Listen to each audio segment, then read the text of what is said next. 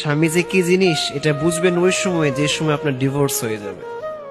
এই জন্যে শুধু কথায় কথায় নিজের মা বোনের কথাতে, নিজের অন্য আত্মীয় স্বজনদের কথাতে নিজের স্বামীকে পর ভেবে তাকে ছেড়ে দিয়েন না। আপনাকে ডিভোর্সের আগে সবাই বলবে চলে আয় আমার কাছে, কি লাগবে তোর সব দিব আমি। বাট ডিভোর্স যখন হয়ে যাবে তখন বুঝতে পারবেন যে দুনিয়াটা কত কঠিন।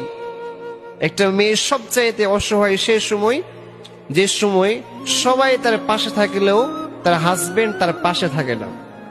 আর একটা মেয়ের সবচাইতে সুখী হয় সে সময় যে সময় পুরা দুনিয়ার মানুষ যদি তার বিপক্ষে চলে যায়, বাট তার হাজবেন্ড যদি তার সাথে থাকে, ওই মেয়েটার কোনো ভয় থাকে না, কোনো পেরেশানি থাকে না।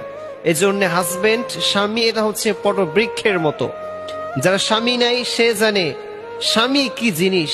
এজন্য প্রিয় কলিজার টুকরা বোন, স্বামীর মুখের উপর কথা বলে স্বামীকে কখনো প্রেশার ক্রিয়েট করবেন না।